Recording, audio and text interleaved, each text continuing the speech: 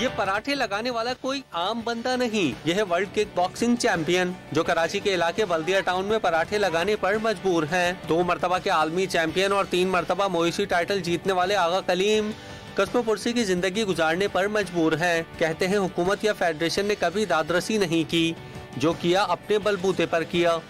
मैं थाईलैंड से जीत के आया था, थाईलैंड से जीत के आया था। मैंने सुबह उतरा हूँ यहाँ पे, सुबह 5 बजे मैंने फ्लाइट में उतरी यहाँ पे, तो 3 बजे मैंने प्रेस कॉन्फ्रेंस किया और रात को 8 बजे मैं यहाँ पे खड़ा हुआ काम पे। ये कैमरा गवाया, आपको मैं दिखा दूँगा फुटेज भी।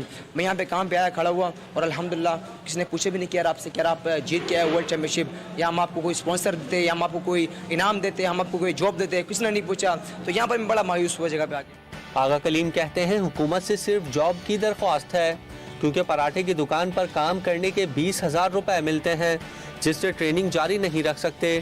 देखिए, मैं इसे भी चाहता हूँ कि जो मेरा टिकट है और जो मेरी जॉब से, मुझे एक जॉब दी जाए और मेरा टिकट दी जाए। यकीन करें, मैं आप पाकिस्तान के लिए हर लेवल पर परफॉर्म करूँगा और अपना बेस्ट दूंगा। तो सिर्फ इतनी से हमारी रिक्वायरमेंट है कि हमें एक जॉब दी जाए बस।